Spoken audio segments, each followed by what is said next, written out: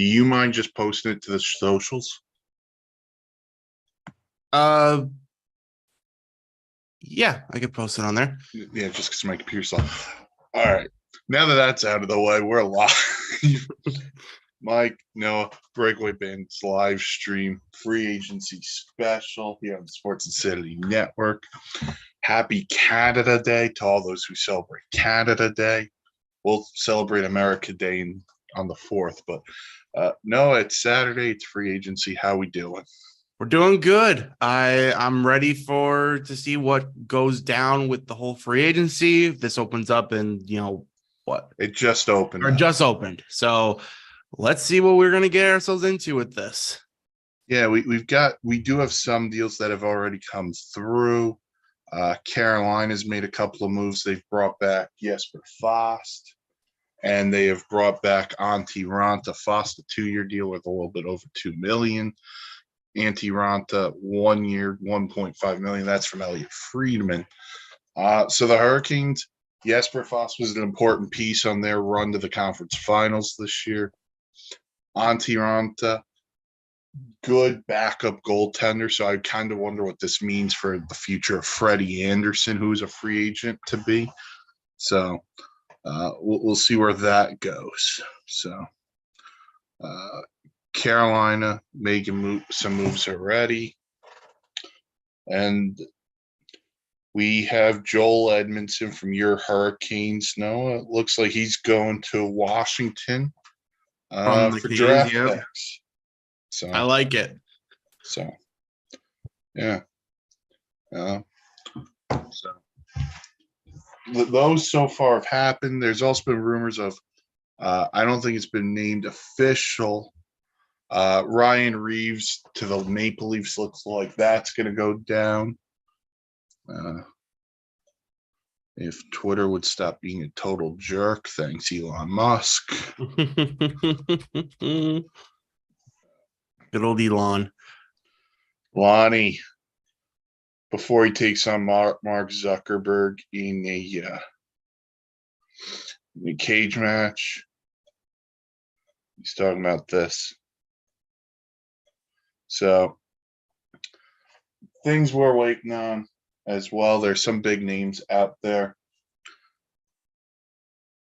But let's just I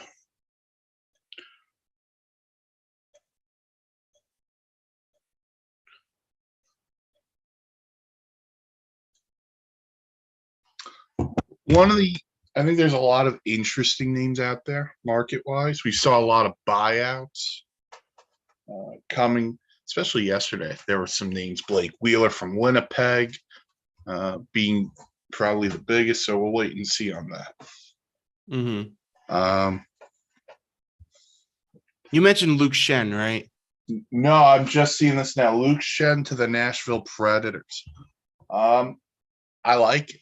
I like that. Nashville's been interesting because they moved on from Ryan Johansson. They traded him to Colorado. They bought out Matt Duchene yesterday.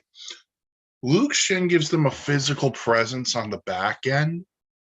So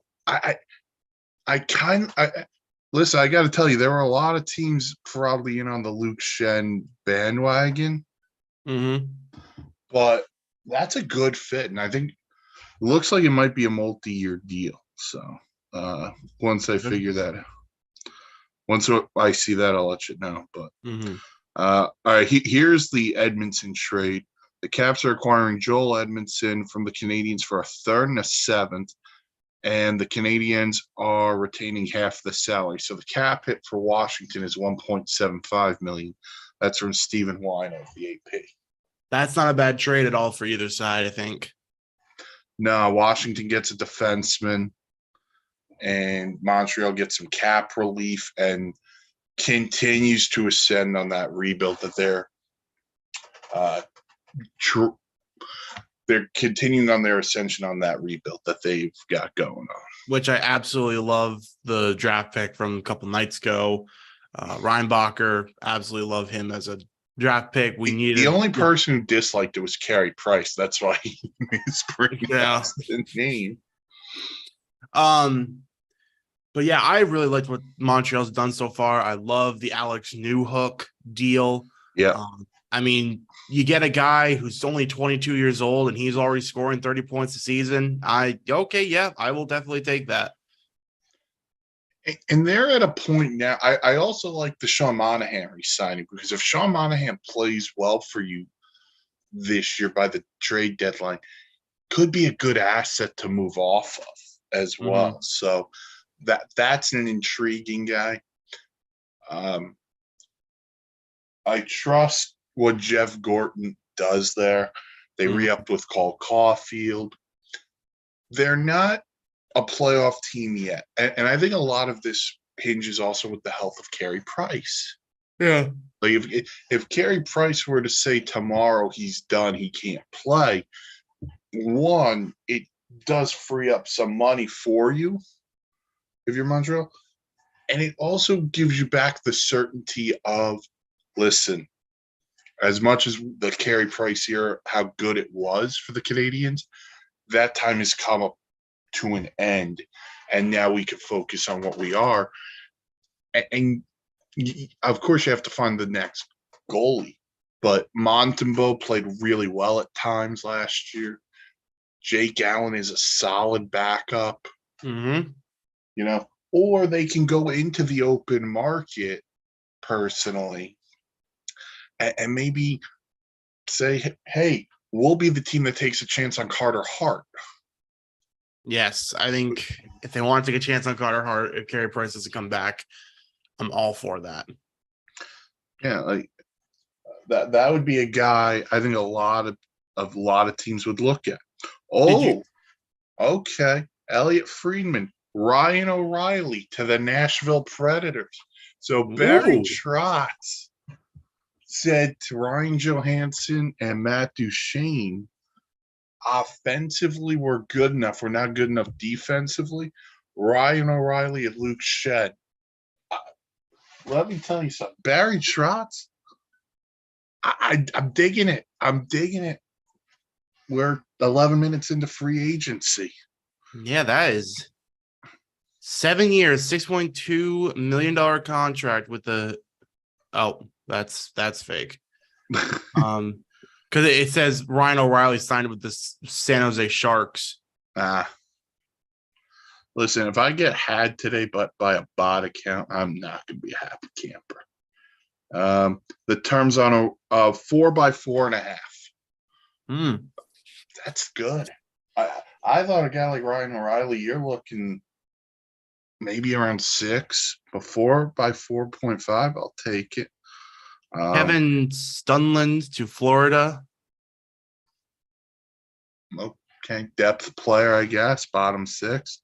Ryan Reeves to the Leafs is official, according to Chris Johnston. 3 years, carrying a $1.35 million AAV. Okay, so listen, if you're watching this in Toronto, I'm going to apologize. I hate this deal. I like the fact, because the Leafs need somebody like this. They need an enforcer, get physical, do some things. But 3 years to me is just a little overboard. The 135 I could live with. Ryan Reeves is a player you want on your team because you love him if he's on there. I don't love the deal, but the Leafs, they need to change something. They finally won a round, but we all know what they've done, what they haven't done since I think it was 1967. Yeah, that was last time they won the cup. So and they have all those high-priced skilled guys who, by the way, we're waiting on something with Nylander and Austin Matthews today as well. So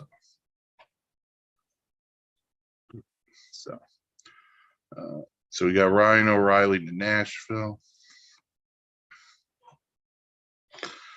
So early on, they substitute Johansson and Duchene for O'Reilly, and I gotta tell you, I'm digging that by the Yeah, I Preds. like what they're doing. I think they were fine offensively. They just need some more defense to protect the net. So you go get a guy like Ryan O'Reilly. Yeah, I'm all for that. And I think this works really well for the Nashville Predators. Mm, yeah, that's it. And I think the deal's a bargain. $4.5 million for O'Reilly, who's a really good player. He knows Essential from when he played for the Avs and won the cup with the Blues. So also brings some leadership into the room. So there's that. Florida signed Oliver Ekman-Larsson, 1-year deal, $2.25 million. I don't hate that one. No, bought out by Vancouver. Florida wants some depth on the blue line. That is a fine move. All right, Luke one year Schenn, deal, 1-year deal. Don't have to really and you're not commit to paying anything. him a lot of money. And in Florida, I thought we saw the rise of Brandon Montour during the playoff run. So between Montour and Ekblad, Radko Gudas, I thought had a really nice playoff. He has the great beard going as well. But so Florida's defense, you're not going to have to rely on Oliver Ekman-Larsson to play 20, 25 minutes a night. And if you do, then you're in a bad spot. But at one point, Ekman-Larsson was a really good defenseman. Now you have to see where he goes, how he fits into the lineup there in Florida. So there's that. Speaking of the Stanley Cup playoffs, one of the heroes for Vegas got an extension yesterday. Aiden Hill got a 2-year, almost $5 million contract. So well-deserved there. Yeah, absolutely well-deserved. Kind of wonder what this means for the future of one Robin Leonard, but we'll have to wait and see. Yeah, I wonder if that's trade bait now. Or they know he can't play, so he'll be long-term injured reserve. Oh, Kyle Sheary to Tampa Bay. I love that. I love it. I love Tampa, man. I think the best thing to happen to Tampa this year what was losing in the first round, because now they have a full off season to recuperate, recover, coming with a chip on their shoulder. You bring in a guy like Connor Sheary, who I don't want to say he's going to replace Alex Killorn, who's a UFA, but he replaces kind of like what Corey Perry is, net front. Yep. Goes against board battles. And Tampa just don't miss. Tampa just don't miss, man. They don't. They very rarely miss. And I give them a ton of credit. I know people like to give them flack for how they've circumvented with the cap through the playoff runs, but they've drafted it's not like they've gone out of their way and bought this team. They've drafted most of these guys. They've developed most of these guys, and they've done some things.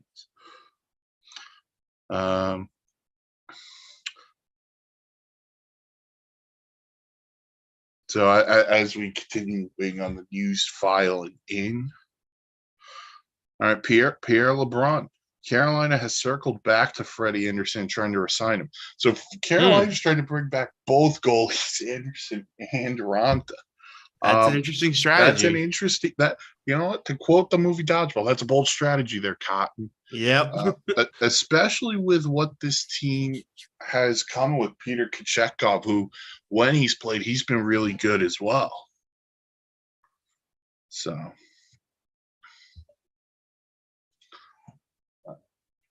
we'll wait on those moves as well. Mm-hmm.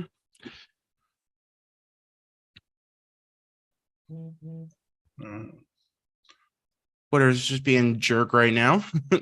Yeah, way to go, Lonnie. We're waiting on that. We got a couple of other things going on. All right, this just came across NHL Network. Matt Nieto to the Penguins, 2 years, $900,000. Okay, bottom six player, help kill penalties. Not paying a lot for him. Not the not a bad move by Pittsburgh there. I, I like what Pittsburgh did the other day at the draft too when they acquired Riley Smith, Yeah. because I love Riley Smith as a player, man. He does everything. He play top six, bottom six, power play, penalty kill. He'll block shots. He does whatever it takes to win. That's a really good piece to a team in Oh, Pitt. Okay. Elliot Freeman just tweeted James Van Riemsdyk to Boston. 1-1-1. Okay. I guess there's the I Nick. can see where you're going with this. I like the Nick Foligno replacement, I'm guessing. Here's my question on Boston. And listen, they had a historic year and everyone wants to be happy.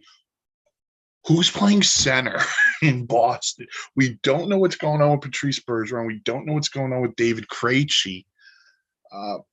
They haven't been in the market on any of these trades. In fact, they had to dump salary the other day to Chicago, Taylor Hall and Nick Foligno. Mm-hmm. So my question is,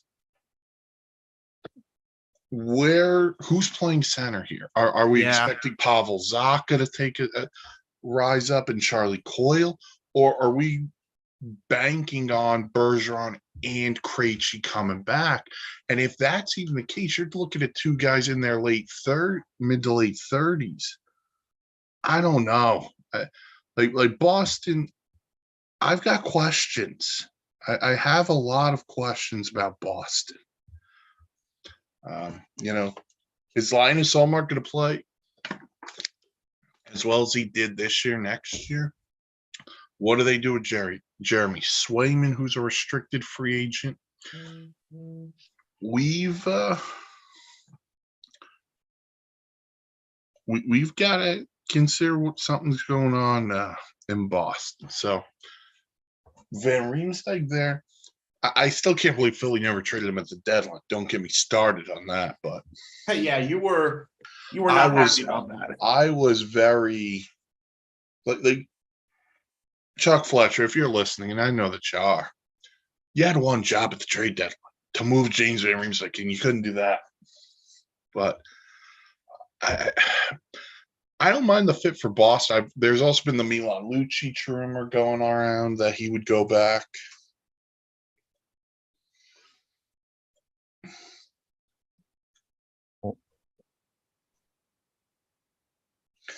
But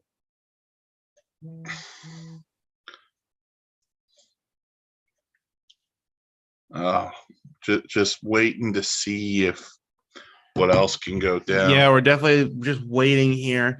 Twitter's being a massive jerk. Yeah, I'm curious on some of these. I'm curious where these bigger free agents go, because obviously you've got like Patrick Kane, you've got I believe Vladimir Tarasenko hasn't signed yet, right? Nope, nothing on Tarasenko. So we got Tarasenko, we got Kane. I think I've asked you this already, Mike, but since they were both on the Rangers, who out of those two, who are you going after if you can only go after one of them? If I can only go after one, I'd go after Tarasenko. The problem for the Rangers is they just don't have the space. So unless Tarasenko is willing to take argument's sake, a 1-year deal, and the Rangers say, listen, when the cap jumps $4.5 million next year, like the reports are saying, then we'll give you the deal you'd like. Mm-hmm. And that's where I kind of think Tarasenko is going to get a multi-year deal, but from someone. That's why I would say then you could pivot to Kane. But Patrick Kane's also coming off this hip surgery thing. Yeah. You don't know how he's going to react. Am I opposed to bringing Patrick Kane back? Not really. But if he's willing to take a 1-year deal, $2 million, incentivize it a little bit, and then say, listen, again, same thing as Tarasenko, we'll pay you next year when the cap rises, then we can have that conversation. But as of right now, I'd rather have Tarasenko, because Tarasenko fit in perfectly with the Rangers. He really did. And he helped them so much throughout last year. And, you know, obviously we know what happened to them with the New Jersey Devils, but, you know, it happens to teams. Sometimes you just meet a team that just for some reason has your number, and the Devils had Rangers' number. Yeah. And listen, the Rangers top guys didn't show up. And here's the thing. Anyone can win a cup if you have the goaltender. And the Rangers have the goaltender when it comes to Igor Shesterkin. Yep, absolutely. So, yeah, we're still waiting for any more news updates here. We're checking Elliott Freeman. Nothing from him yet. But, yeah, we've got some really big free agents that could go anywhere. We've got, you know, Patrick Kane, Jonathan Toews. I believe Blake Wheeler signed or was traded. I have to check that. We have Van Riemsdyk that just went to Boston. Oh, we got Max Pacioretty. Milan Lucic still a free agent. Dumba, Eric Johnson, Jonathan Quick, Jason Zucker, Gustav Nyquist, Jonathan Drouin from Montreal. As far as Montreal goes with Drouin, I do not believe they're re-signing him. I think this is the time to let him go. He has not produced in the way that Montreal has needed. I mean, 58 games played last year, 29 points, 2 goals. Like, I like the assist number. I like the 27 assists, Jonathan, but 2 goals. Nah, I can't be on board with that and keep you around. I think Drouin just finally has to go. I think they've been preparing for this to let him go. So a lot of turmoil there with Jonathan Drouin. Obviously, we still don't know what Patrice Bergeron's doing. He had a great year last year. So is he going to come back for one more run? Is David Pastrnak coming back for one more run? We got Ben Bishop out of Buffalo. Probably not, maybe a little bit of a market for him, but Tyler Bertuzzi out of Boston, 50 games played and 30 points for a left winger. That's pretty good. Shane Gostisbehere, Alex Killorn. If I go farther down here, you got guys like Ryan Graves, Ian Cole, Max Domi from Dallas. Yeah, nothing. Yeah, Elliott Freeman's still nothing so far. Still latest tweet. Oh, Blake Wheeler to the New York Rangers. Okay. All right. Again, probably 1 year incentivized deal.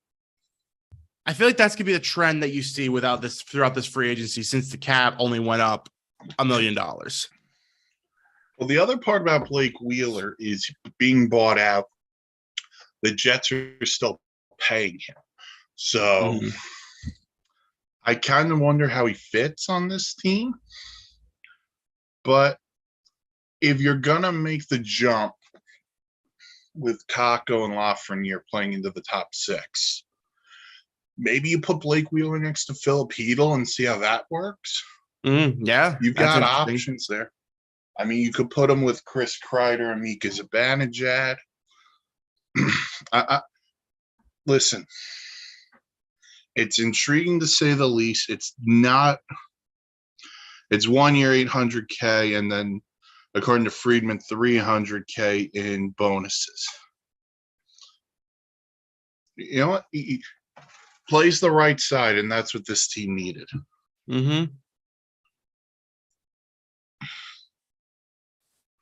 So I don't hate the move, but not the guy I would have pegged. I've told this to Nate in our group chat. Like, the guy I would have pegged after is Max Pacioretty. Despite coming off the Achilles injuries, I thought that was the guy for me. Goal scorer, could play the right side. Did you see the Blake Wheeler deal? Did you announce I'm seeing it now. 800,000. Another 300,000 in potential bonuses. Again, I think that's going to be the trend that you see throughout this free agency. Is a lot of just these 1 year, very low money deals to come and, be that the team to just go there for a year.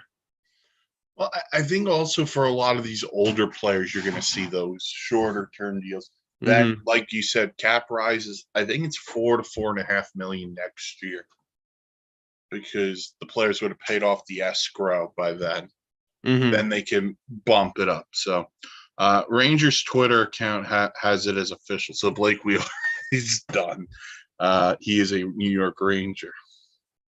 Blake Wheeler to New York. I never would have expected that.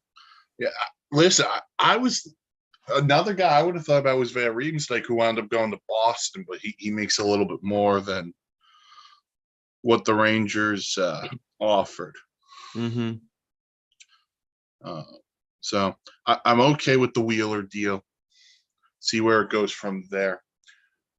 You brought up an intriguing name as I was passing by doing some things. You brought up the name Shane Gostisbehere. Mhm. I overheard the name, and I like Shane Gostisbehere. He came up, he was great with Philly. Then he fell off. They traded him to Arizona. He put up some decent numbers there. Then he goes to Carolina. And listen, he's not supposed to be the guy, but if you want a guy in your, even if he's a bottom end of a top four, he's pretty good offensively. He skates pretty well. Will shoot the puck. He can he quarterback a second power play unit. Excuse me. He's a good player, useful Mhm. player. So that's a Absolutely. guy who intrigues me. Max Domi does intrigue me. A return to Chicago actually wouldn't surprise me. Uh, that's something I've seen floating around. That is definitely a possibility. Um, for Domi, I feel like Dallas wants to really keep him because I think he was really integral in keeping the top line, like giving the top line the breaks because he could go out there and command him. I think he could do well on the power play, and I think he could do well in 5-on-5. Although I do look at Domi and I think about what about Seattle make a big move? Okay, if Seattle's going to make a big move, I'm going to go all in on something if I'm Seattle. And the big fish I would go get is Erik Karlsson. I think if I'm Seattle, I like my forward groups. If they want to add Domi, I'm okay with it. But I'm going to try to land Erik Karlsson, kind of see where that can take me. Because the thing about Domi is if I'm adding him into my top six, what does that do for the confidence of someone like Matty Beniers, who just won the Calder? You know? Fair enough. Yeah. Uh, Twitter, you jerk. Mm-hmm. It is. But so other news we've got going, Mike Babcock was officially named the Blue Jackets head coach Mike Babcock back to the NHL. After his contract with Toronto technically ran out yesterday. Blue Jackets have already had a start to their summer. Babcock, they had Ivan Provorov, they had a Damon Severson, which we've talked about on prior podcasts. Babcock's an interesting hire, especially along with adding Provorov. For a PR department, you have to spin this positively. Yeah. Yeah. Because there's not a lot of good stuff surrounding both those guys. Yeah, so that's where we're at. All right, NHL Network is talking about the Blake Wheeler deal with the Rangers. So, Yeah, that's still the latest deal we've heard so far. I keep refreshing the page and nothing yet. yeah, so we can go back and talk about some of these other ones. We talked a little bit about Connor Sheary to Tampa. The Preds have struck big so far. Ryan O'Reilly and Luke Ryan O'Reilly. Schenn. The other part to this is something I brought up with Provorov and Sears. The trade market. Erik Karlsson's out there. We've already seen Pierre-Luc Dubois move to the LA Kings earlier in the Mhm. week. That came with an extension. What's next in Winnipeg between Connor Hellebuck and Mark Scheifele? Calgary, that's a situation that needs to be extinguished. Flame pun.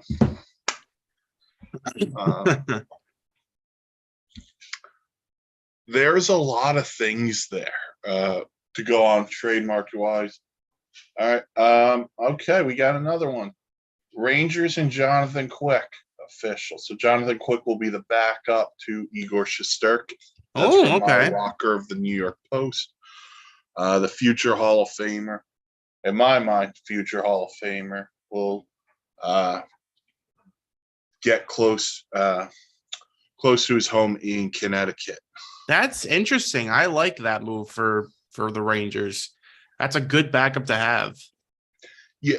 The one thing the Rangers have always done well is backup goaltenders.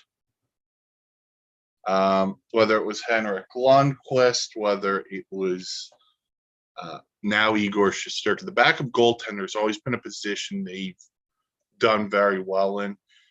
Probably because Benoit Allaire is probably the best goaltending coach in the league.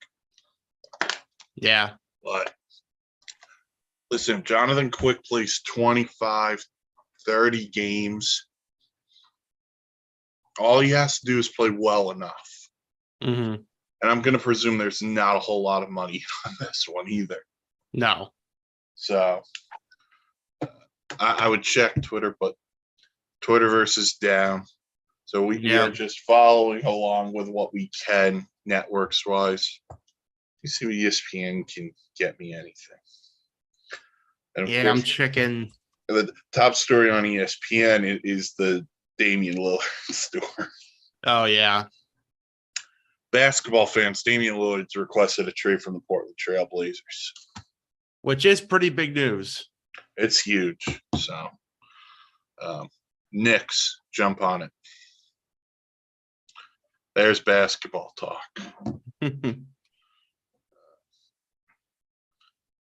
Okay, so according to ESPN, the Quick deal is 1 year, $825,000.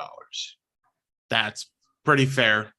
Yeah. The Sharks have signed Mackenzie Blackwood to a 2-year deal worth almost $5 million. I think it's a little bit of an overpay, but if you're the Sharks, you need them to spend some of the money, especially if you're going to trade Erik Karlsson. Yeah. So that's the latest from ESPN. We will wait to see more on what we could get. So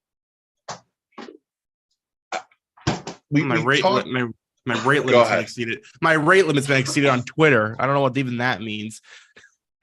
Your what's on Twitter? It says rate limit. You are rate limited. Apparently, that's why cannot retrieve tweets at the present time. Apparently, that's why Twitter's kind of down. Everyone's rate limits being exceeded, and no one knows why. Elon, just prepare for the cage match against Zuckerberg, and let us do what we want to do. Yes, please. But something you talked about before, because the Rangers did lose in the first round of the playoffs to the Devils. The Devils have had a tremendous start to free agency too. Jesper Bratt resigned, Timo Meier resigned 8-year deals, and then they added Tyler Toffoli from the Flames. So the Devils are coming in with this all-out attack that they have, and they're just adding more firepower. If they can get the goaltender, the right goaltender, that they're a cup contender. Oh yeah, 100%.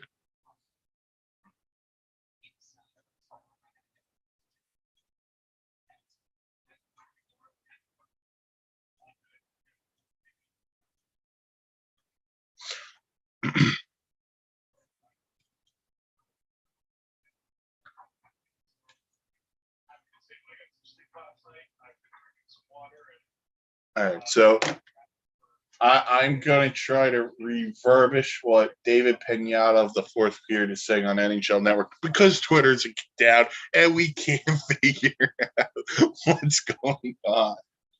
Good old Twitter.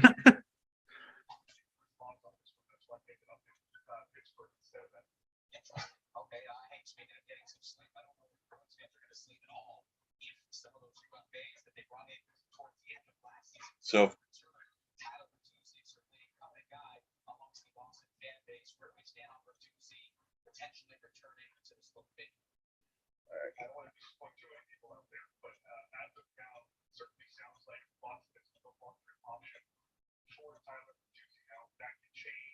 okay.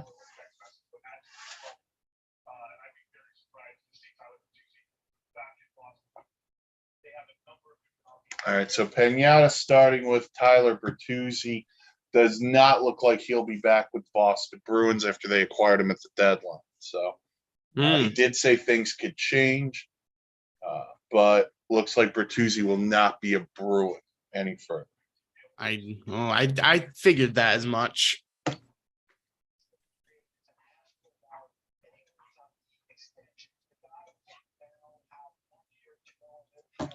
So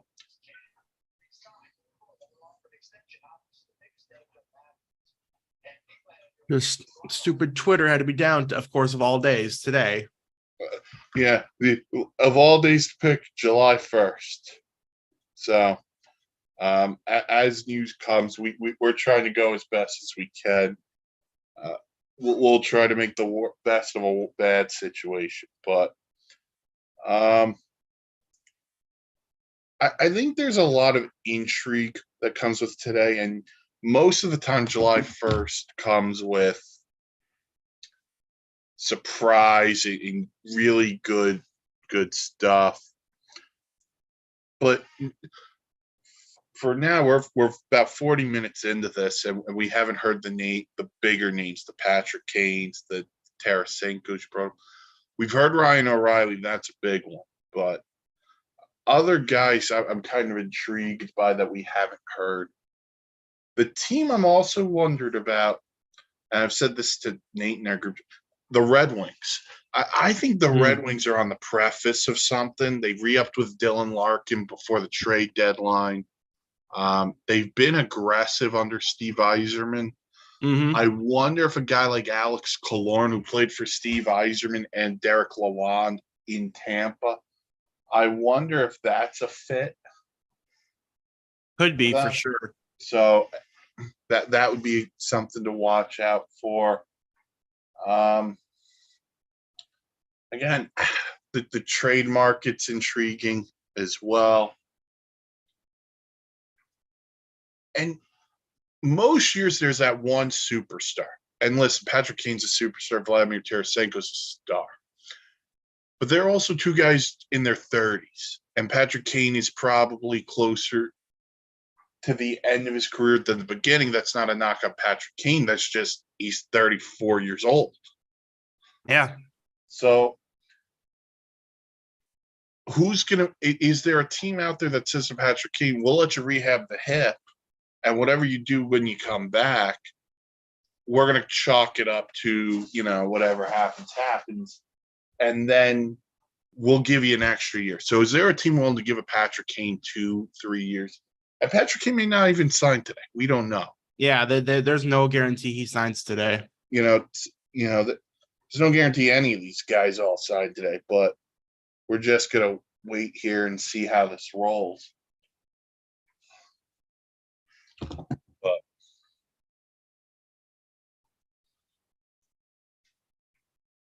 the last move still ESPN is Jonathan Quick. So yep, that's the last I'm seeing as well. Yeah. So nope, we've got a new deal from Pierre LeBrun. Freddie Anderson deal is done.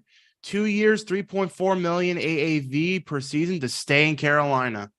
So they got both their goalies back. So Carolina brought back both of their goalies. Oh, listen, Carolina does business how they want to do business. I am absolutely stunned that they brought back both of them. Yeah, both of them is interesting. because you would think one of them would want a deal somewhere else to start, but no, they both go back to Carolina. Freddie Anderson, I imagine, or is it Anderson or Ronta the backup? Anderson's the starter. Ronta's the backup. Okay, interesting. Look, I think that speaks to the culture Rod Brendamore has now. I really do, because that's a good team. That's a really good team.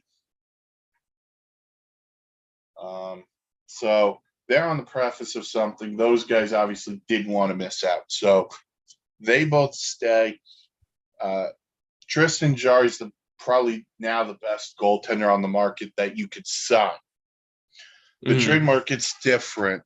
Hold on. Hello. Mike's on the phone taking a phone call. We're getting the updates. We're getting the updates live from the people. No, I'm not an insider. It's Moser. Of course it's Moser. Good old Moser is calling up Mike. Probably calling about what the Buffalo Sabres are going to do, and then they're going to do nothing. They're just going to tank like they always do.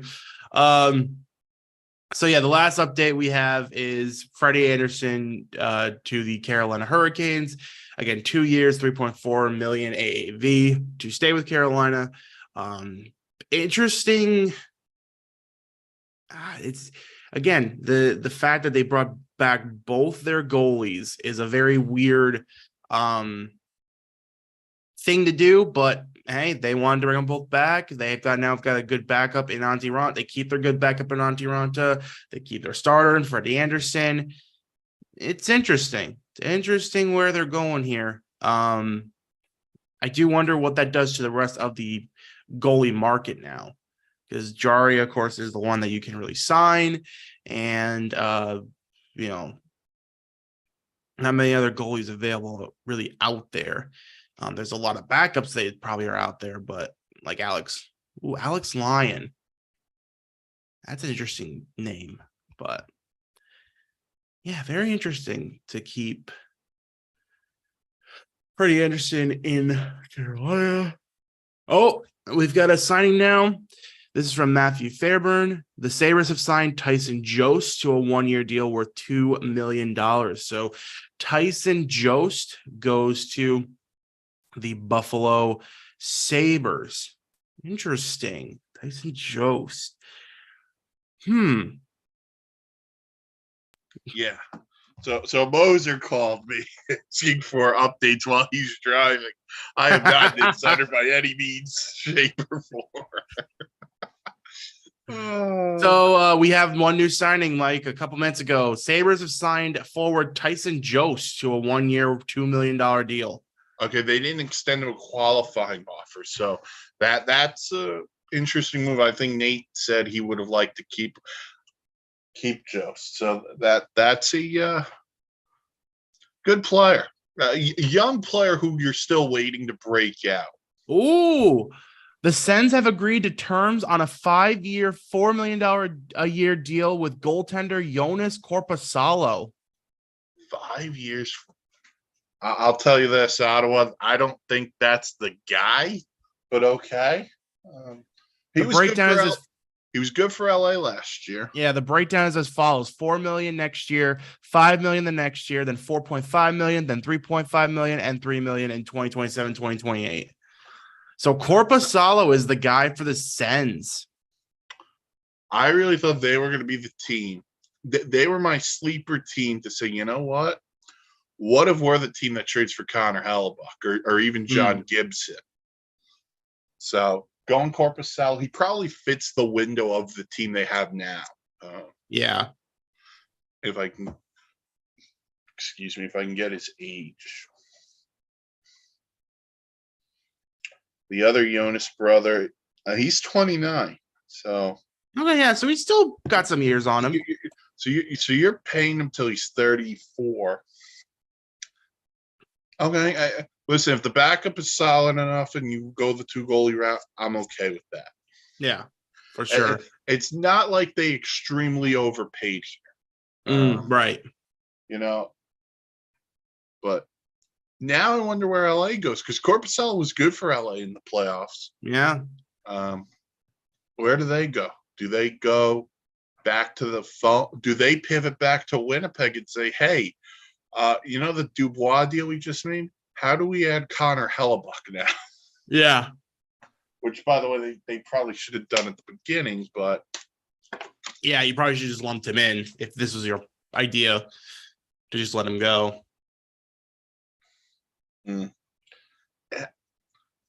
That's an interesting one. Corpusalo to Ottawa. Mm-hmm. Which insider had that one?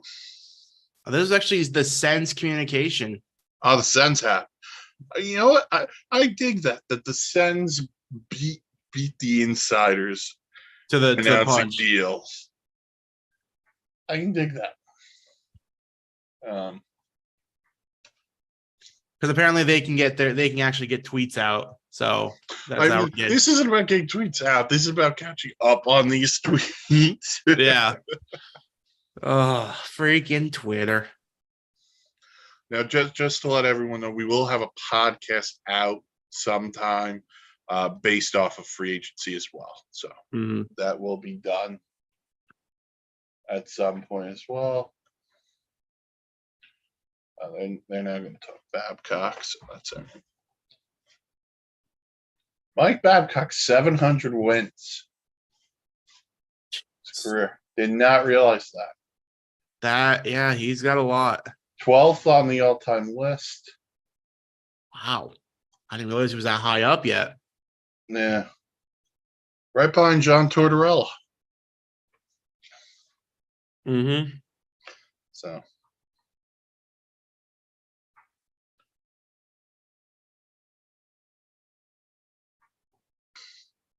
So again, we're in a holding pattern. Oh, okay. Here's one from Chris Johnston, TSN.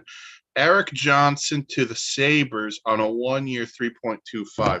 So the Sabres have former Avs defenseman Eric Johnson to the blue line.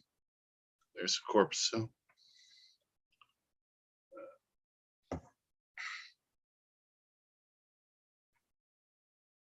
That is definitely interesting. I like that for the Sabres. Get a good commander of the blue line.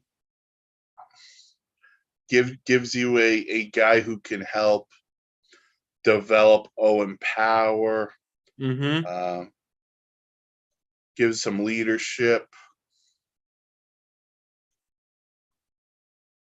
So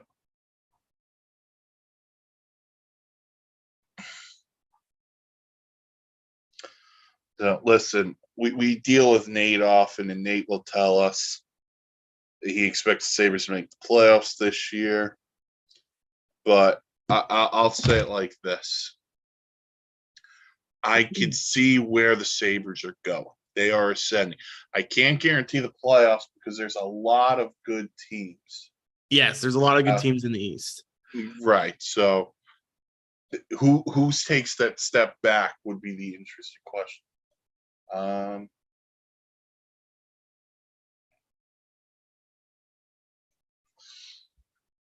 So from Agent Ray Petcow, I hope I said that right. James Reimer to the Red Wings, 1 year, 1.5.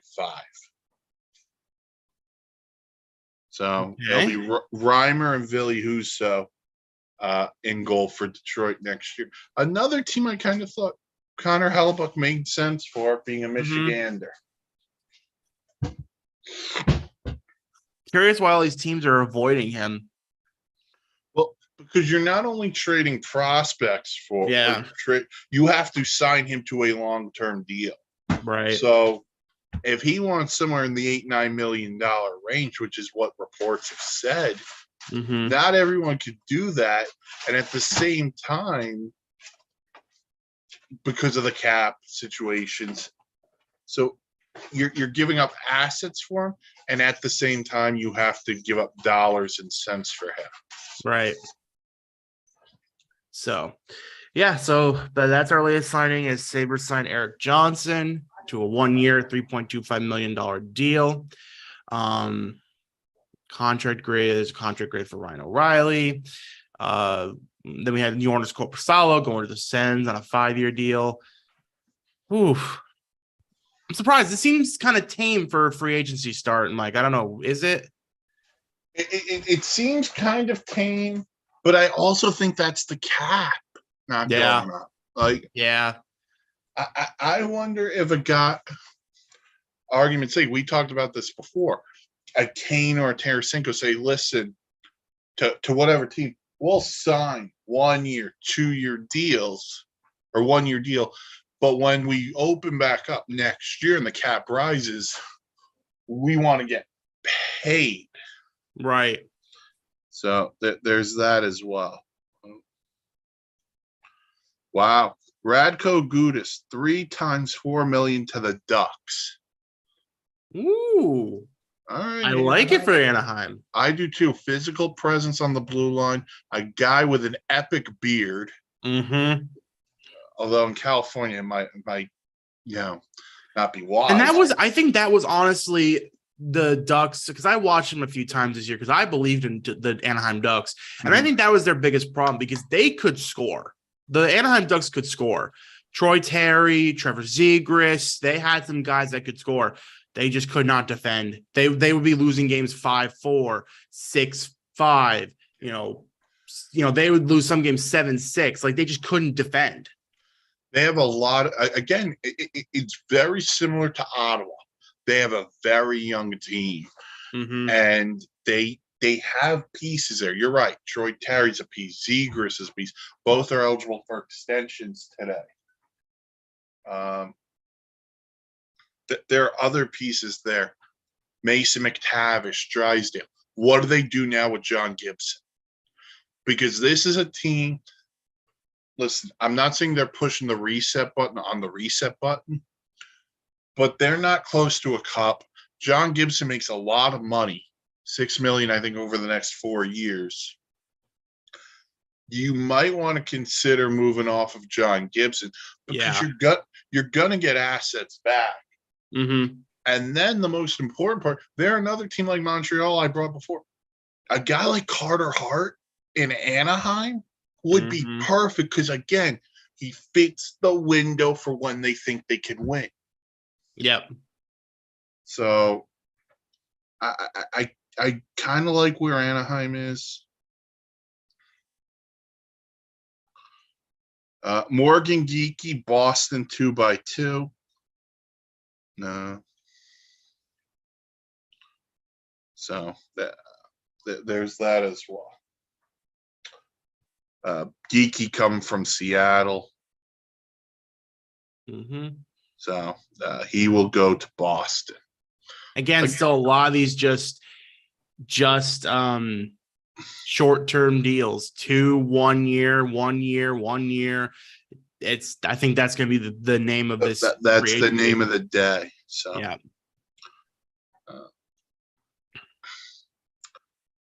And again, not many bigger names haven't landed yet. We're waiting on that. But I'll say this too, and I'm going back again to Boston because this deal. Geeky could be a good player. He's cheap for them. He gives them sorry to interrupt you, Mike, but 1 year, $4 million for Connor Brown in Edmonton.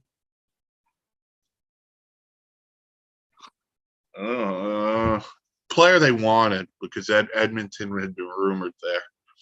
The $4 million kind of gets me.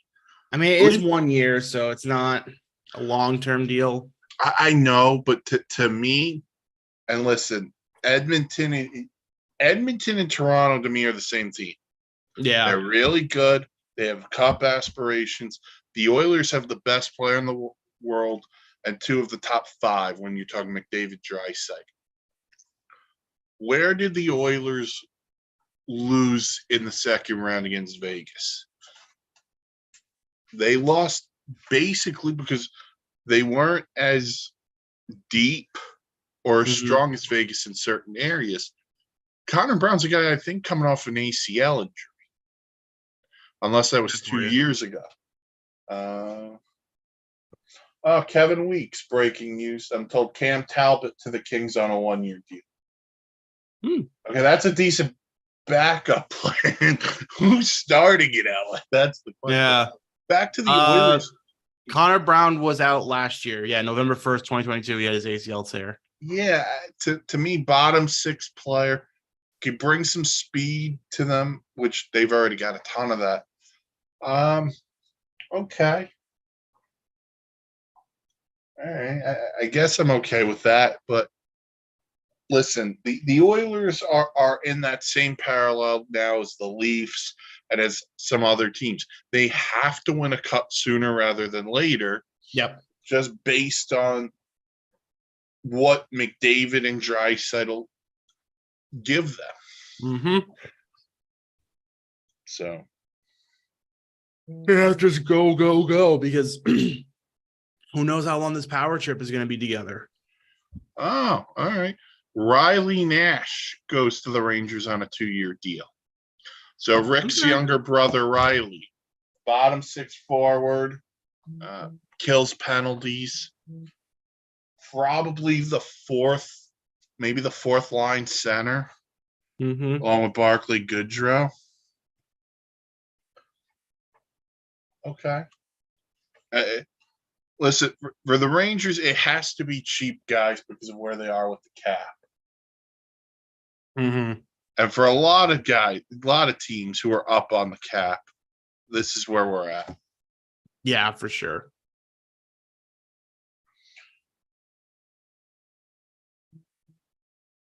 So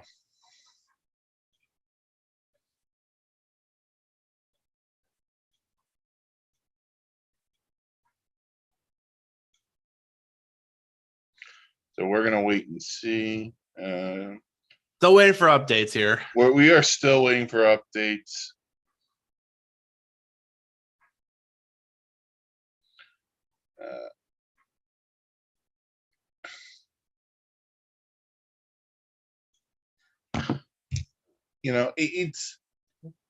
It's very interesting. I'll go back to the Cam Talbot thing with LA. We mentioned it before. Corpusal goes to Ottawa. Cam Talbot had a rough year in Ottawa. Yeah. Now, he's going to a better team, so I'm sure that'll help put up better numbers. Also, playing in LA won't hurt. But is there something bigger on the horizon in goal? There has to be, right? I think so. Because I don't think Cam Talbot's your guy.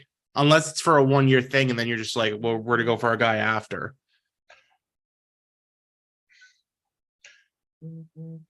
Yeah, it's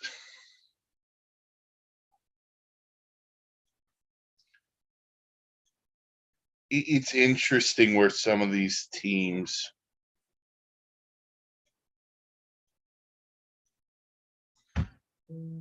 but we'll have to wait and see on a lot of these because again, Twitter's being a massive jerkhead. Yeah, I'm just sitting here on I'm just sitting here on the Athletic trying to get live updates. Oh, you're on the Athletic. All right. Trying to get live updates from them.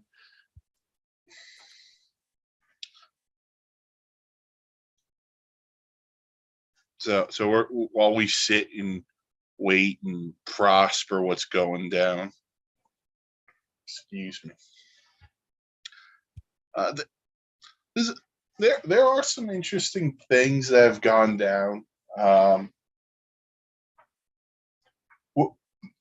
me ask you this, Montreal perspective then. We talked about they re-signed Caulfield. They've traded Joel Edmondson today for a 2024 third and seventh. They'll retain half that money. Anything major you want to see?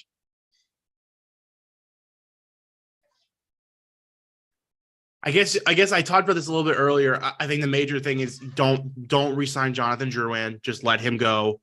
I don't need Drouin back. He has been just absolutely a failure, like an absolute bust of the number 3 overall, I think. Drouin was the 3rd overall pick, yes. Yeah. Just he has not been performing to the level that he needs to be.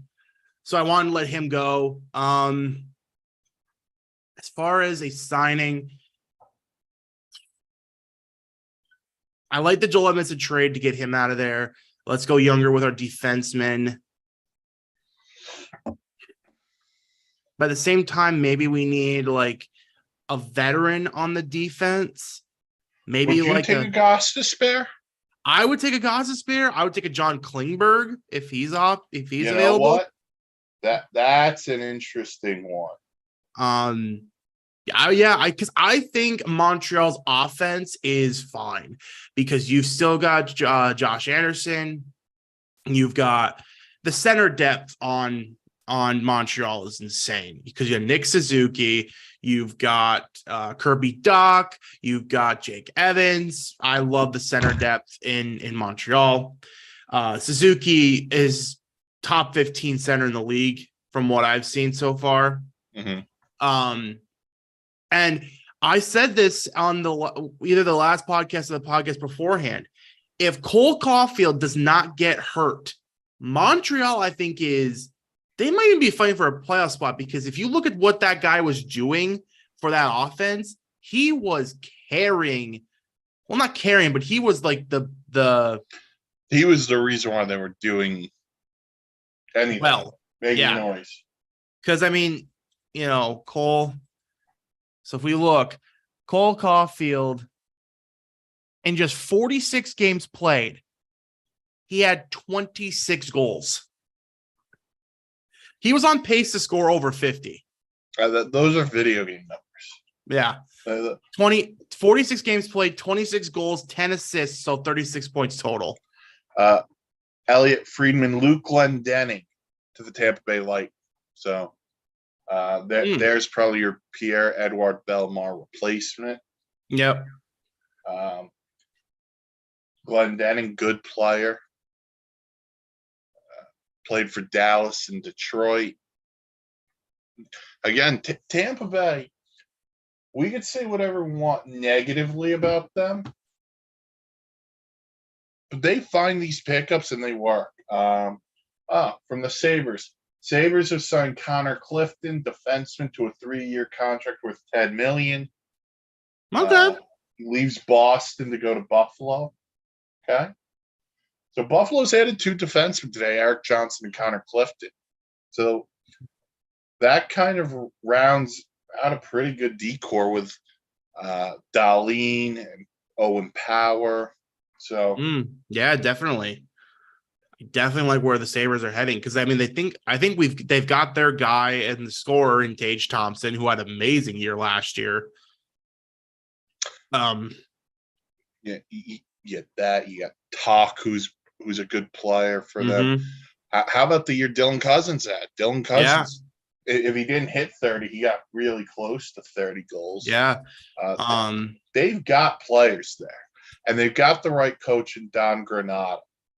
Because the players responded for him after the masterpiece Ralph Kruger left.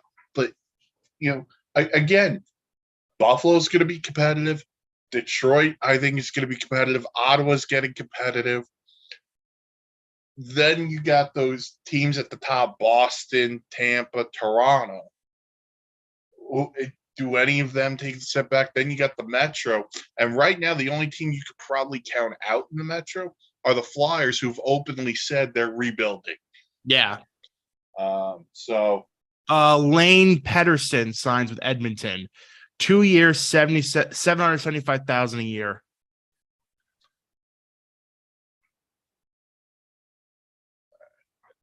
I'm not even sure who Lane Pedersen is, but all right. This is Lane Pedersen. Listen, it's depth. It's good stuff. So Buffalo's making some moves. Edmonton signed Connor Brown and Lane Pedersen. I also wonder if Edmonton tries to find someone on Jack Campbell who didn't have a good year last year. And then because Stuart Skinner really took over the job, if they try to find a cheaper backup option for Stuart Skinner. Yeah.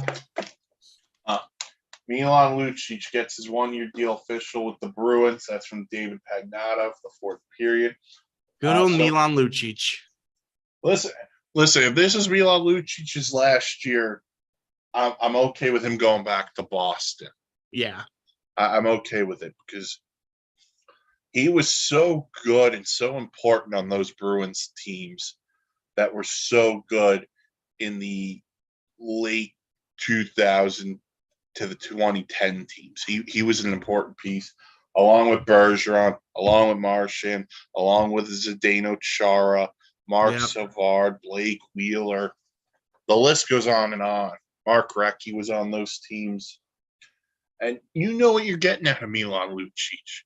He's going to hit people. He's going to fight you. He's going to go to the front of the net and be a pain in the neck. He's gonna go out and sucky people. Oh, all right. How about this one? The Preds. Gustav Nyquist to the Preds 2 times 3.185. Look at the Preds spending some money. The Preds are spreading that money around. Barry Trotz on one of his first days as the GM, replacing David Poyle, Ryan O'Reilly, Luke Shen, and now Gus Nyquist, who, when healthy, can be a very effective player. Yeah, Barry Trotz. Good, man. Good on you, man. He's having a day. He is having quite the day. Yeah, so it's a big day for the Preds right now. Now they're showing the Radko Gudas deal. We already knew about that.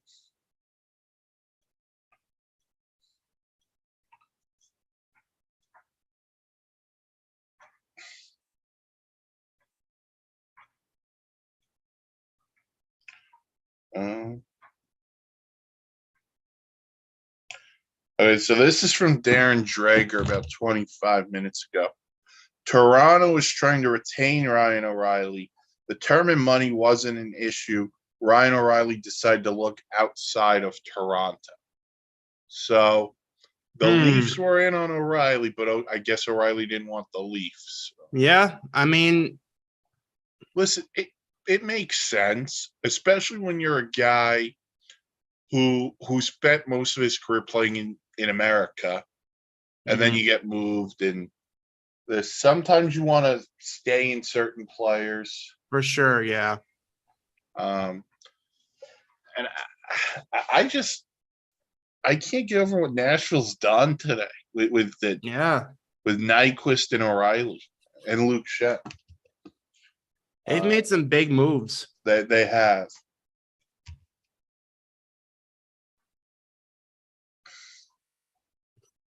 A lot of downtime in this episode, unfortunately. We apologize. We can only go with the news we get. Yeah. And with Twitter being down, we are. Yeah. We are kind of stuck. We're stuck on. So Joel Hanley's re-signed with the Stars to a 2-year contract. That's from the Stars Twitter account here on NHL Network. So Joel Hanley back to Dallas. So we are legitimately in a fixing period. Waiting, commiserating.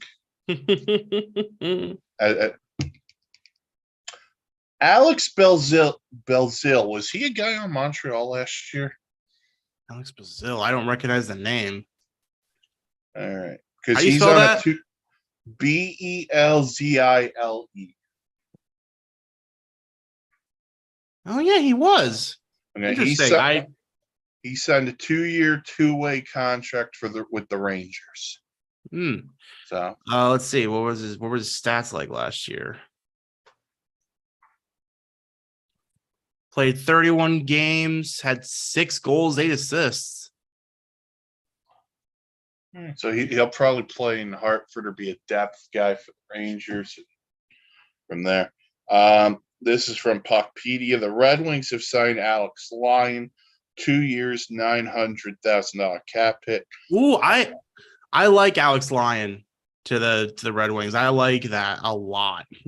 Yeah, that's insurance in case something happens with James Reimer. Unless they decide, hey, we just signed James Reimer, but now we can move off of James Reimer. Semyon Varlamov reportedly re-signs with Islanders. ESPN Kevin Weeks reported that the Islanders have re-signed goalie Semyon Varlamov to a 2-year contract extension. So the Islanders are going to run it back with Varlamov and Ilya Sorokin, who was nominated for the Vezina this year. I even think someone may have voted him as a Hart Trophy. Someone may have given him a Hart vote. Wow. That's impressive. If I recall. So Varlamov back to the Islanders. That's another guy I would have said for a team like the Sabres, if you want a mentor for Devin Levi. That's a guy you go get because he's not going to cost you a lot of money. And at the same time, he doesn't have to play every game. Mm-hmm.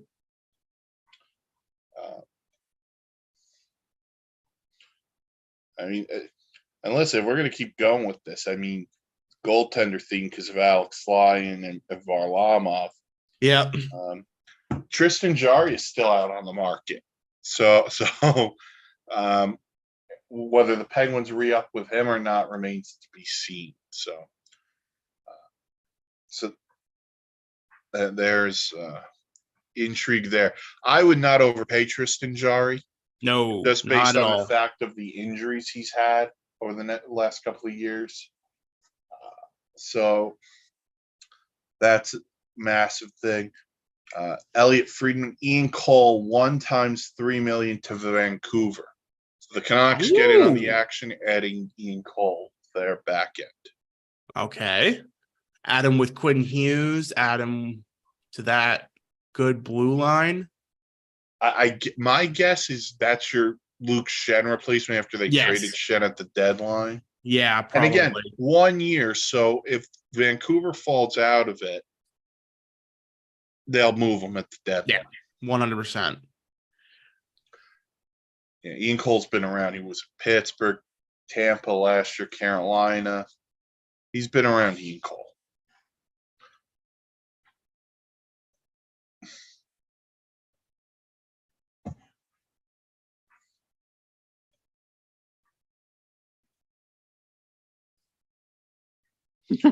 Yeah, we apologize. We apologize for the little downtime here. We're just dealing with the downside of Twitter being down, along with the lack of creativity by some of these GMs. Yeah.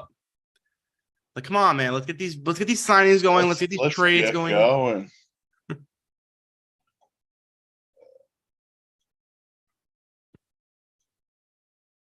Mm-hmm.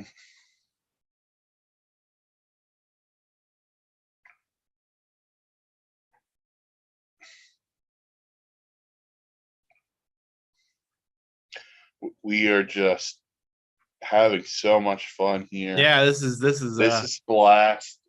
Elon couldn't have picked a better day to go down. I reported earlier in the week that Penguins were talking to Flames about Noah Hanifin while also shopping Jeff Petrie. I can also confirm, this is from Rob Rossi from the Penguins. I can also confirm a report earlier from Darren Drager that Kyle Dubas has discussed a deal with the Sharks about possibly bringing Erik Karlsson to Pittsburgh. Okay, listen. What are the Penguins giving up in this deal? They don't have young players. They don't have prospects. They don't have draft picks. What are the Penguins giving up to get at Erik Karlsson? Yeah, I don't know what you're doing there.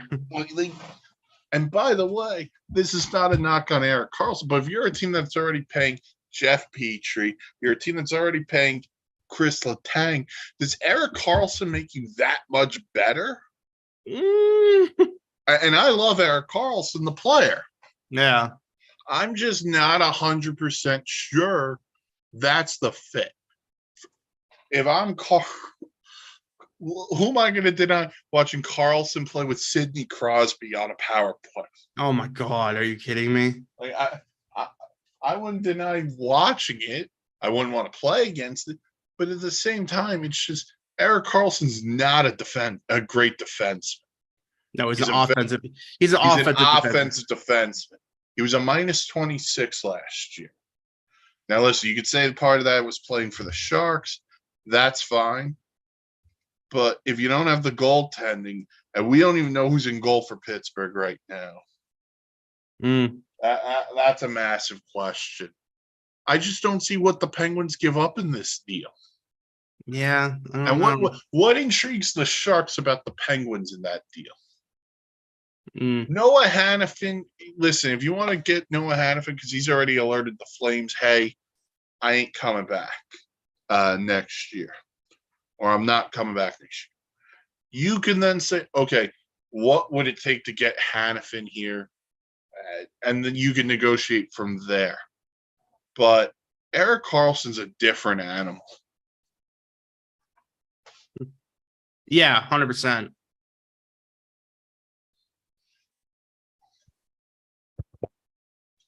And we're back to silence. Well, listen, we are just waiting on certain things. I'm trying to be as calm as these insiders. Yeah, so we're trying to find all the insider knowledge. We're trying to figure out what the insiders have that we don't. The good old Twitter machine is just... Twitter machine is down. All right, there. All right, trade. The Devils have acquired Colin Miller from the Stars in exchange for a 5th-round pick in 2025. So okay. Colin Miller, physical defenseman, usually a third pair guy. Maybe that's the guy who replaces Ryan Graves, who's a UFA. Yeah, probably.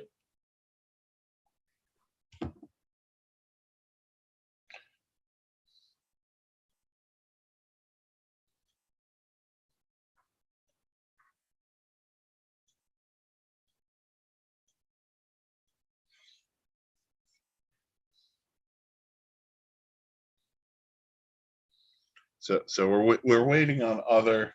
Yes, we're waiting on anything to happen. We're waiting on anything. David Pagnon, Matthew Shane will draw plenty of interest as a UFA. Could he return to Colorado? Maybe home, close quote, to Toronto. Perhaps a fit for the Islanders, question mark. Matthew Shane was bought out by the Preds yesterday. So. We talked, you asked me about this earlier, Mike. I mean, yeah. If Montreal wanted to make a big splash and try Matthew Shane, put him behind Suzuki, and now so your center depth would be Suzuki, Matthew Shane, and Kirby Dach. Well, if you're going to sign Duchesne, are you going to go 1 to 2 years, or are you trying to think bigger picture, maybe 3 to 4? I would almost say I would want to go 3 to 4 and try to see if you can get him locked up for at least 3 years, because that way I just think Suzuki, Duchesne, Kirby Dach as your center depth, man, I like that. That would be very solid. Darren Drager just had something. I'm going to see if I can find it on the Twitterverse. Good luck with that.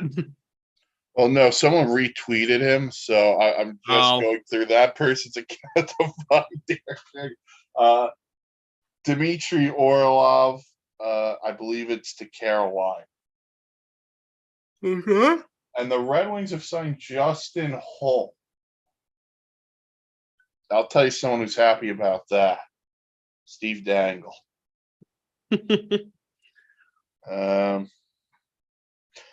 Dmitry Orlov to the Carolina Hurricanes.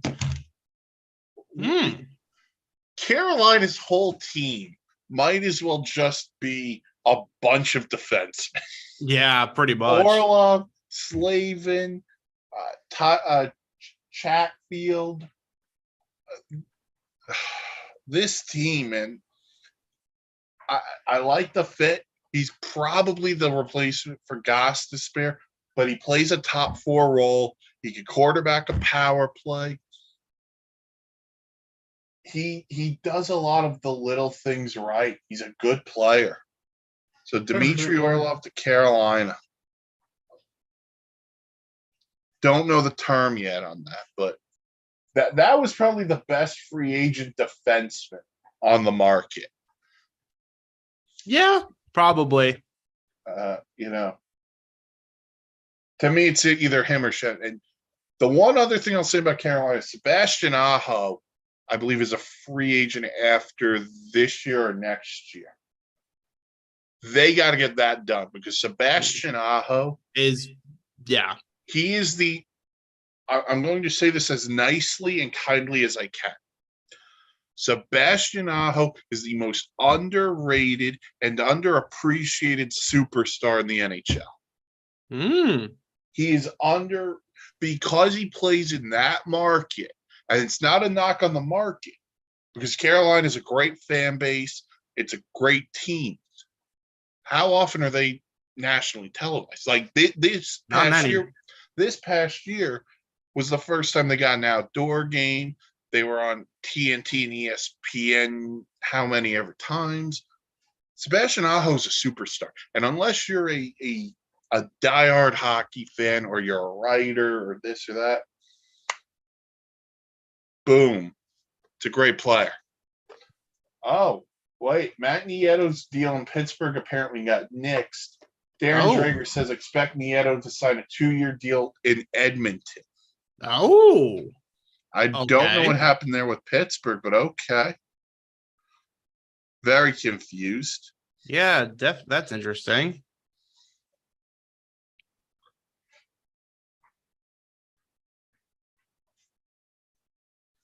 Huh.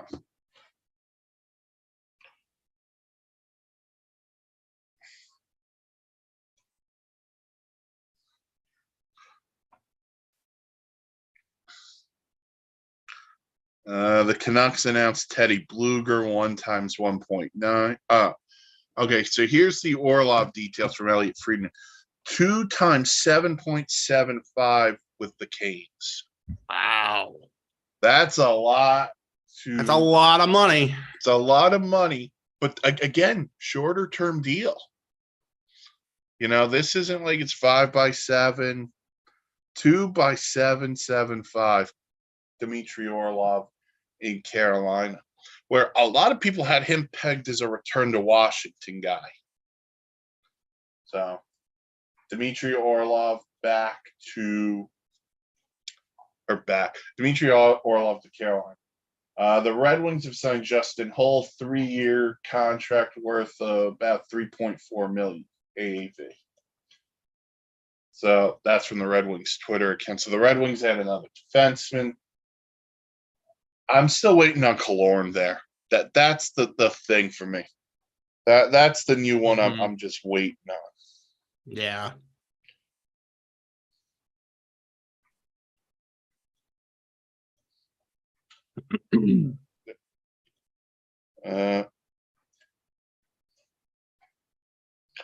Let's see. Canucks, Teddy Bluger, 1 times 1.9. This Elliot Friedman per Jeff Merrick. Philly signs Ryan Poehling 1 times 1.4. Poehling played for Pittsburgh, so I believe he may have been in the Petrie deal. That does sound right, yeah.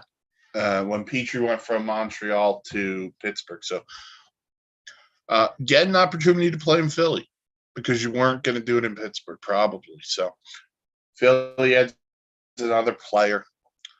Philly's in a really interesting spot because they're rebuilding. First-time GM and Danny Briere. First-time president of hockey operations, Keith Jones.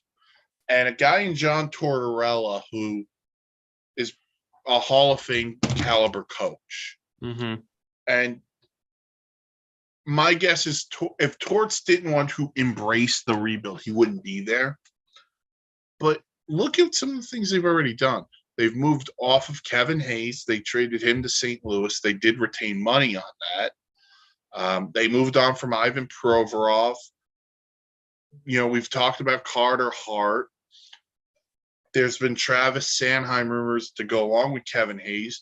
And Torrey Krug just said, I'm not waiving my no trade clause, which good for Torrey Krug.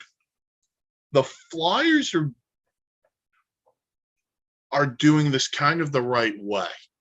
They're taking out these big money guys, not because they're not worth it, but they know they're not in contention. They don't want to contend this year, next year. They're trying to rebuild this whole thing from the bottom up. So I'm intrigued by the rest of the stuff they do throughout the summer and even into the season, because when you look at the trading deadline, And we can talk about guys like Carter Hart. We can talk about whoever they enter the season with, what they can do. They can also, if they free up money, they can become a third team in a deal that can eat salary. Yeah. You know, and that benefits you by getting draft picks, this, that. So that's important too. So Philly, I'm intrigued by it. I'm also a little surprised on certain things with them, if I'm being honest, because Keith Jones got to do the whole playoff for TNT while being named the president. Like, he has insights of guys who are free agents, and maybe he wants to tinker with some of these guys. So that intrigues me as well. So I thought if Barbashev hit the open market, I thought Philly would have jumped on him, to be perfectly honest. Yeah. Barbashev fits right in with what a flyer is. Yeah. But he re-upped in Vegas after the Riley Smith deal.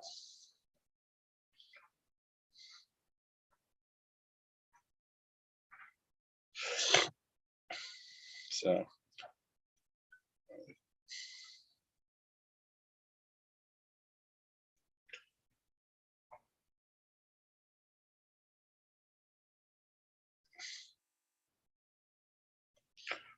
right. So let's see if we can get Orlov whole. According to Pierre LeBrun, the Orlov signing does not take Carolina out of Erik Karlsson trade talks. The Canes still have room and interest in Karlsson. What do you say? So they're willing to have a defense core of Brent Burns, Dmitry Orlov, Erik Karlsson, Jacob Slavin, Jalen Chatfield. Like, what are we doing? Like, okay. Unless one of these guys has to go in that Karlsson deal, but whoa, yeah, holy crap. Unless they think Brett Burns may say I'm done. So, which I don't know, but man, that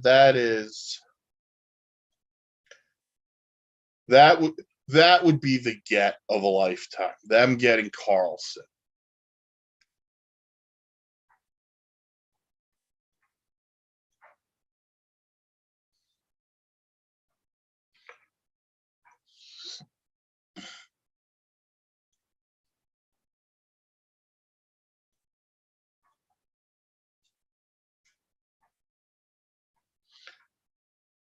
And you said that was Pierre LeBrun?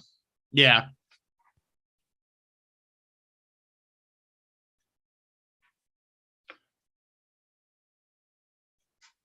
Lucic deals 1 year, $1 million plus base salary, performance bonuses in Boston. So, we again go back to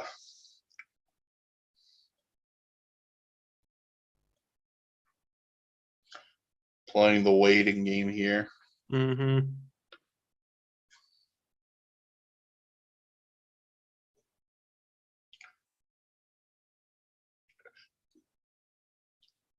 Again, I can't get over the Karlsson thing. Yeah, that's Carolina. weird. If he goes to Carolina, like, my God. Are they gonna have money to re-up Sebastian Aho? We need to have that conversation. That's a conversation we're gonna have there. I'm sure they will. I'm sure Mhm. those talks are ongoing. But man, okay. All right. Ian, according to Sportsnet, Ian Cole is the last signing to go down.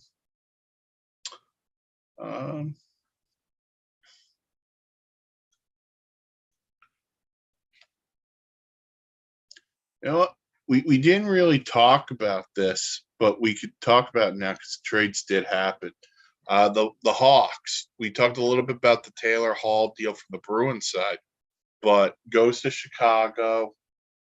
Probably going to play with Connor Bedard. Mm-hmm. So there's a fit there. Nick Foligno gives him some size and some net front. They also added Corey Perry from Tampa in exchange for a pick. So the Yeah. Hawks are making some intriguing moves. Yeah, here. the Hawks could be interesting next year. They were still scoring in the 60-point range last year, so who knows what they are next year when a, you add lot, Connor Bedard. a lot comes down to who the goalie's going to be. Yeah. That's going to be the question for them. Who plays in goal? How well do they play defensively? Because there were times they played well last year with the development of certain guys. So now you bring Connor Bedard. The expectation is probably not the playoffs next year, but the expectation is to probably have a little bit more of a competition, a little bit more of a competitive team. So, whoa. Okay. Max Pacioretty to Washington. 1 year, $2 million. See, I would have done. See, if I'm the Rangers, I would have done that. Yeah. But Max Pacioretty to the Capitals. Goal scorer, guy who missed most of last year with 2 Achilles surgeries. Mid-30s, 30-goal score. Okay. The Caps. All right, Caps. I see you. You're trying to get Ovechkin another cup.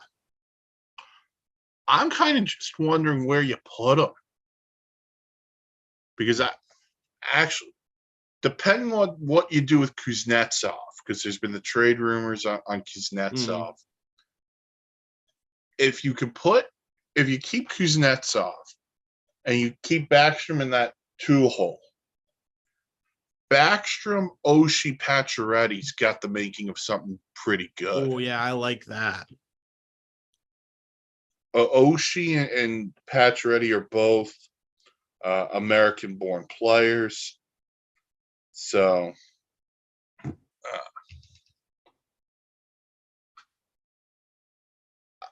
that's an interesting. Here's what I like about that from the Caps, and because the Caps did this at deadline, the Caps recognized they weren't winning the cup last year, and they said, you know what we're going to do? We're going to move off of Garnet Hathaway, Dmitry Orlov, because we're not winning, and those guys are unrestricted. So we'll bring in assets for the future. But they kept the promise to Ovechkin of we're still going to go for it. And the Pacioretty signing just straight up proves that. So that's a big deal. Yeah, definitely. That's a big one. If you had said Pacioretty to the Caps, I'd have been like, really? Yeah, that was not that comes from out of left field. Carson Soucy to the Canucks, 3 times 3.25.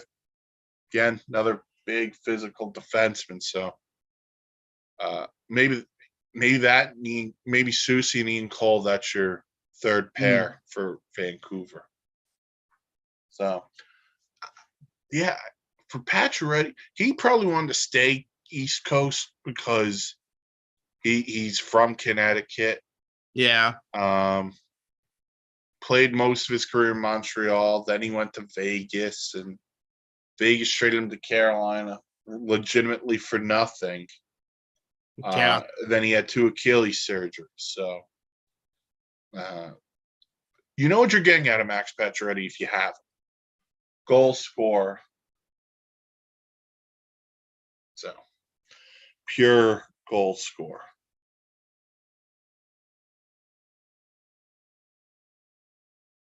Back to the silence.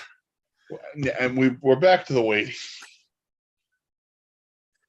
We'll probably go till like 2 o'clock, 2:30, and then whatever happens afterwards, we will cover podcast-wise.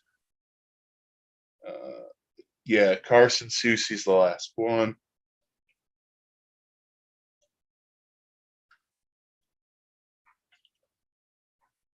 Okay, so here's the Pacioretty. It's $2 million, like you said, but an additional $2 million in a games played bonus.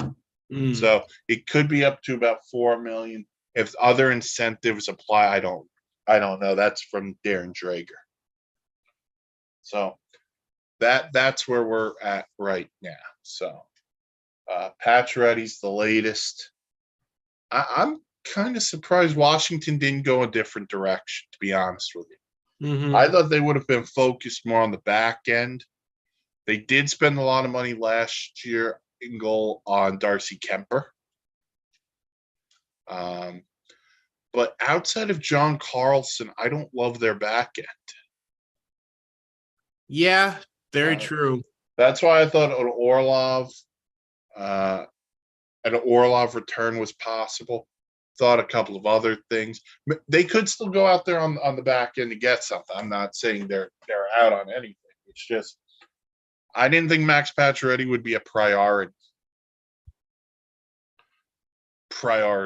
to the max. Not a priority, a Pacioretty. A priority. I can't get into that.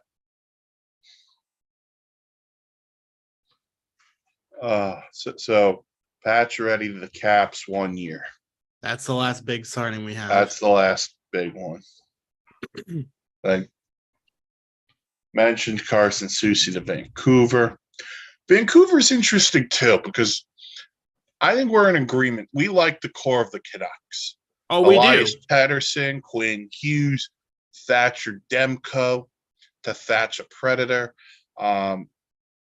There's a lot to like there, but they didn't play well last year. They fired Bruce Boudreau. They bring in Rick Tocchet. They played better under Rick Tocchet. Then there was the JT Miller stuff was swirling. Mm-hmm. Brock Besser's name was out there. They moved neither of them. Brock Besser apparently has apparently rescinded his trade request, and they're going to keep him.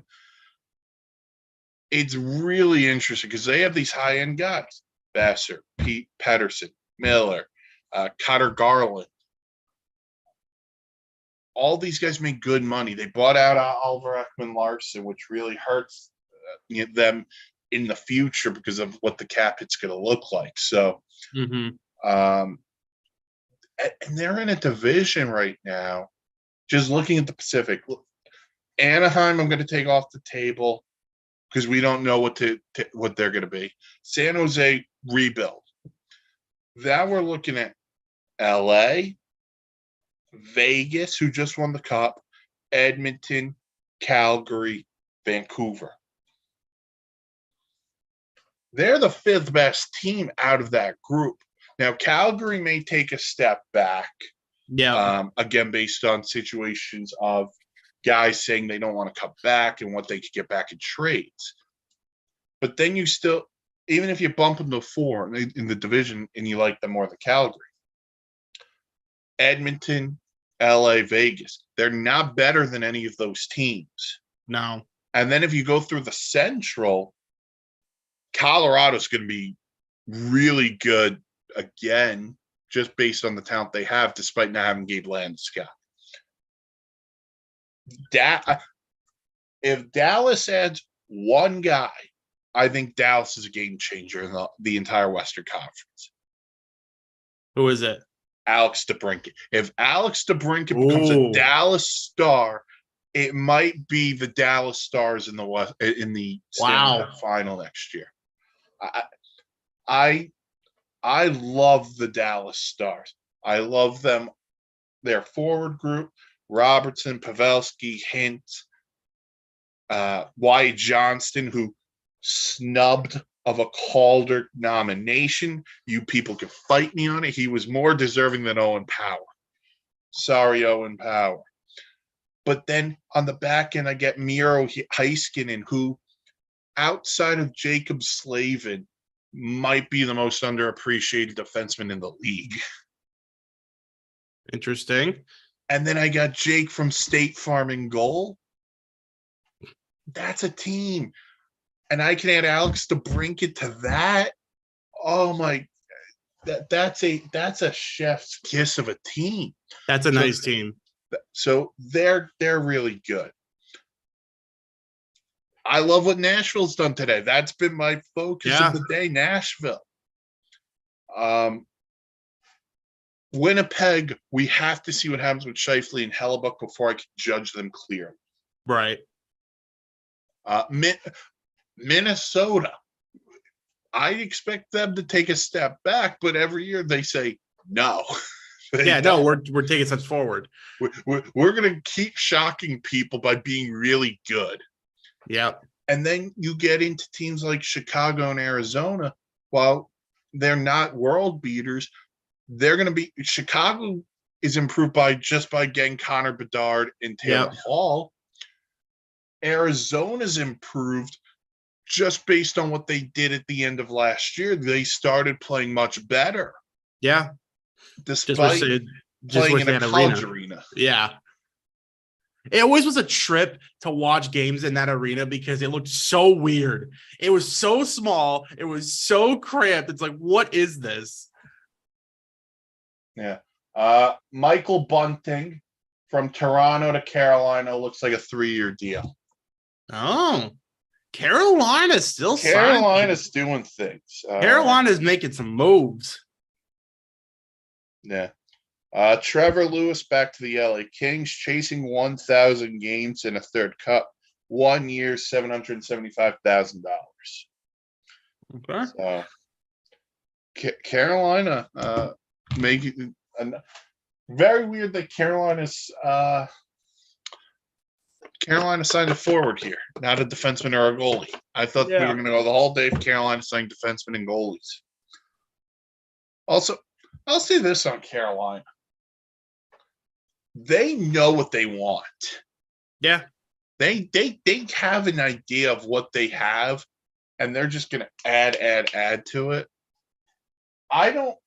But listen, Bunting's probably not putting up the numbers he put up in Toronto, which was 23 goals last year. But if he can give you 15 to 18 goals, that's a win. That's fine for how this team is built, because Carolina is not built to win 6-5, 5-4. They're built to win 3-2, 2-1. So those are the games Carolina. So if he gets you 15 goals, he's winning 6-7 games for you right there. Exactly. And that's, again, that is why it is so important to have a coach and a system that you believe in. Rod Brind'Amour has done such a good job with that team since he's taken over. He's still been snubbed by the Hockey Hall of Fame again, but that's a whole nother conversation. I think I think Rod Brind'Amour, for me, I think Rod Brind'Amour is one of the top, probably 3 to 5 coaches in the league right now. I still think John Cooper's the best. Yeah. Then you're getting into Pete DeBoer, who's always done a good job. Yeah. Wherever he goes. Bruce Cassidy just won a cup. Bruce Cassidy won a cup. Peter Laviolette's a good coach. Listen, I'm not going to say he's top 5, but he's a good coach. I mean, I'm not going to say top 5, but St. Louis doing a great job in Montreal. Right. He's improving on that team every year. So Rod Brind'Amour is in this conversation. Probably, listen, it might just be him and Cooper one-on-one for the best. And, Joe Sakic, that's a GM. Jared Bednar's done a great job in Colorado too. Yeah. So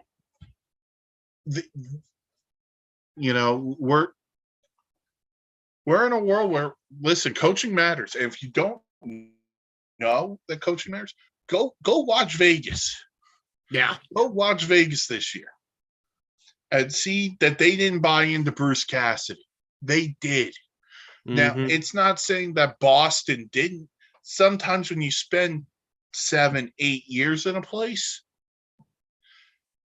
it's just over. So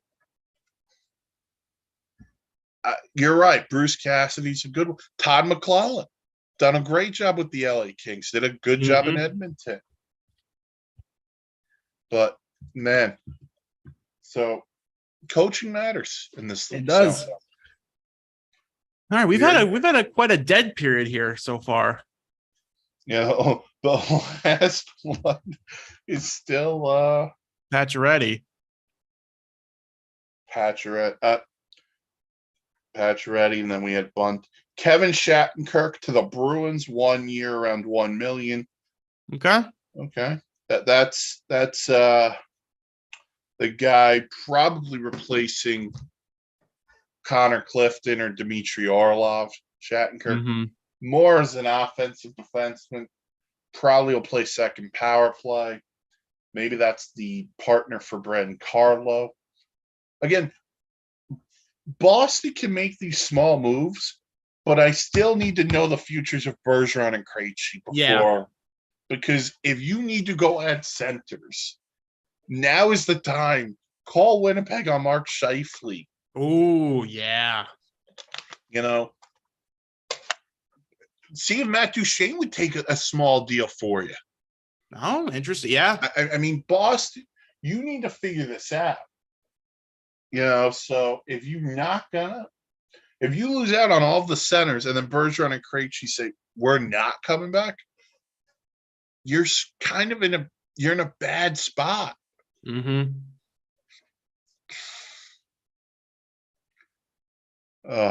So we're also waiting on Tyler Bertuzzi. Apparently the Maple Leafs have interest in him. I've heard Florida as well. So yeah.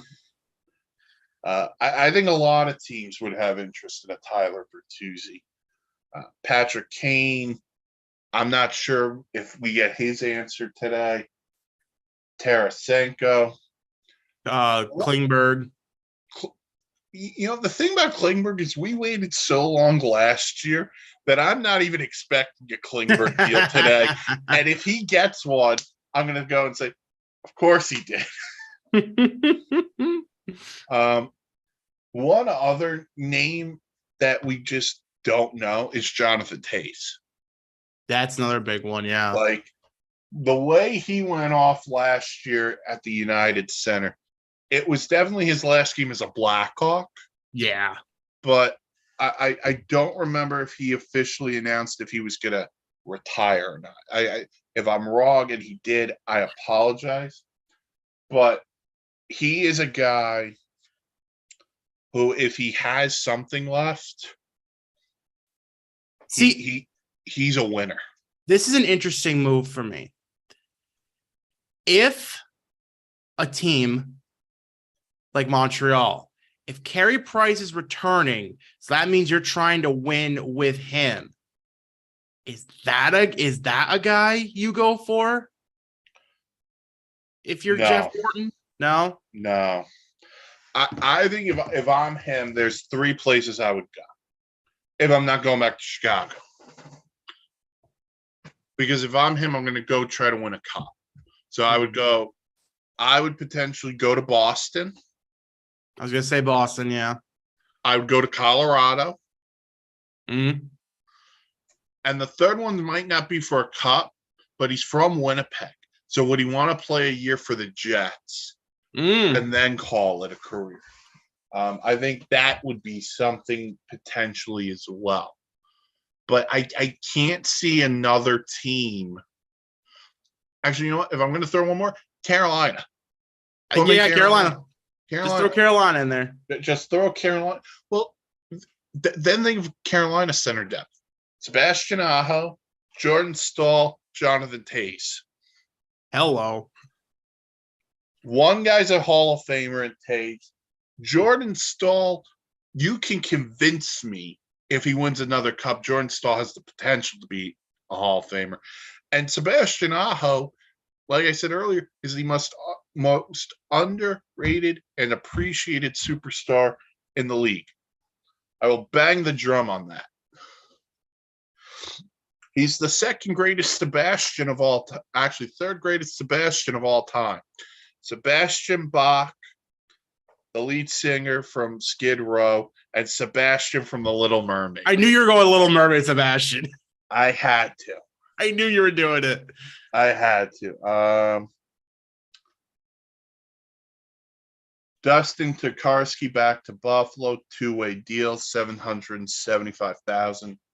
So he'll probably go to Rochester to start in there for their AHL team, unless they go out and unless they don't go and get another goalie, which means you're giving the reins to Devin Levi at 20-something years old.